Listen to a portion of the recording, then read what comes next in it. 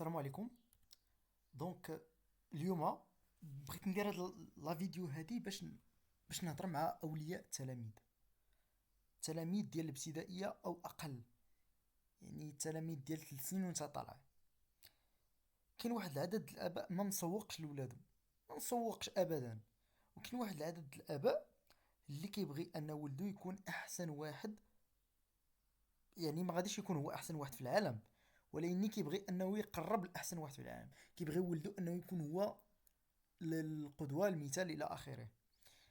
ولكن هذا الولد هذا إلا جديناه وحطيناه في المدرسة العمومية اللي فيها ربما التعليم مزيان، فيها أساتذة مزيانين.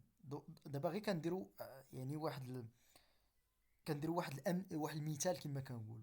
عندنا مدرسة عمومية فيها أساتذة مزيانين، فيها دروس مزيانين، ولكن في نظرك إلا كان التلميذ أو ولدك حسن من المستوى ديال باقي الطلبه او لا باقي التلاميذ اللي كيقراو معاه، واش في نظرك غادي يسير مع داك الاستاذ؟ لان الاستاذ غالبا شنو كيدير؟ كيمشي للمستوى ديال داك التلميذ المتوسط او لا دون المتوسط، كيحاول انه يمشي بنفس المستوى ديال داك التلميذ باش يرفع الوعي ديالو لباقي التلاميذ. دونك ما غاديش يمشي هو مع المستوى ديال ولدك لان عنده مثلا ربما نابغه وحده في القسم، دونك ما غاديش يمشي مع المستوى ديالو ويخلي باقي التلاميذ.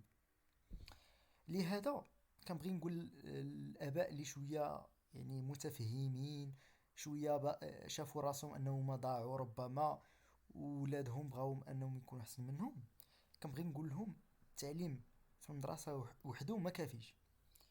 بمعنى ما تمشيش دير لولدك السوايع.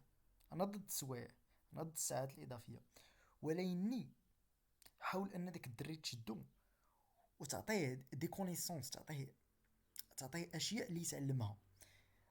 ربما من الامثله الكبيره ديال شي حوايج اللي خص الاطفال يكونوا كيعرفوهم وللاسف ما كيتقراوش في المغرب هما لا بروغراماسيون، هما المعلوميات. لان هذا المجال ديال المعلوميات ديال الكمبيوتر ساينس، ديال كيفاش الاله كتخدم، كيفاش البيسي كيخدم، كيفاش بروغرامي واحد البروغرام في البيسي، فحال اليوتيوب، فحال هذا السيت هذا مثلا اللي حنا فيه، كيفاش تصاوب اون ابليكاسيون فحال هذه اللي كنسجل بها مثلا دابا. هاد الامور كاملين مهمه جدا ان الاطفال يكونوا كيعرفوها.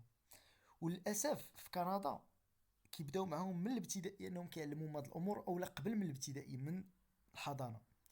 كيبداو معاهم مثلا بالسكراتش اللي هي واحد اللونغ دو بروغراماسيون دايره بحال اللعبه. كيبدا التلميذ كيتعلم انه يصوب دي بروغرام غير باللعب. نشوفوا مثلا واحد المثال فهاد المقاله هذه اللي قريت دابا، كتقول لك بعض لي زافونتاج اللي كيخليو الطفل ديالك انه يكون حسن، وبعض لي زافونتاج ديال هاد لا بروغراماسيون هادي. من بين لي زافونتاج ان لو كوداج سي سامبل، بحال واحد اللونغ واحده اخرى، يعني واحد الحاجه اللي سهله ان الواحد يتعلمها. ثانيا كتنمي الابداع، الكرياتيفيتي، وكتعاون ان الطفل يولي كيبغي لي مات، وكتعاون ان الطفل يكون عنده السوفت سكيلز اللي هما ديك كما كنقول لهم، ما عرفتش بالعربي كما كيقولوا، وانما هما داك لي لونغ، انه يعرف يكون كيهضر، يعرف يجلس حدا الناس الى اخره. من بين لي غوسورس اللي ممكن ان الطفل منهم يتعلم هو سكراتش، المايكروسوفت مي كود، سمول بيزك، كود كومبات، تينكر الى اخره. دونك هذا هو سكراتش. دونك مثلا هذا With Scratch, you can make your own stories, كيقول كيفاش ممكن بنادم انه يخدم به. مثلا عندي هذا القطيط هذا، ممكن انا نجعلو كيتحرك، ممكن انا نزيد له واحد الحاجه واحده اخرى مثلا تيرن افتر، وكتجي لهنا كتكومبيلي مثلا وكيخدم. دونك هادشي خص الدراري يكونوا كيعرفوه نورمالمون في واحد السن اللي صغيره. لان دابا نورمالمون ملي كيمشي لواحد يقرا مثلا لافورماتيك حتى لمور الباك، اقسم لكم الا كاين اشخاص مور الباك ما كيعرفش يصوب لك الغوريثم. والسبب شنو هو؟ السبب هو اننا ما مهتمينش بهذا المجال ديال المعلوميات. لان نورمالمون الدوله خصها انها تانتيغري هاد المعلوميات من الابتدائي او قبل من الابتدائي، لانها مهمه جدا، مهمه جدا. الاطفال خصهم يتعلموا لانفورماتيك مزيان، اتفقنا على هذا البلان هذا. ولكن كيفاش؟ شكون غادي يعلم ولادنا لانفورماتيك؟ واش كاينين اساتذه اللي ممكن انهم يجلسوا مع الاطفال يعلموهم لانفورماتيك؟ كاين، ولكن صعيب باش تلقى.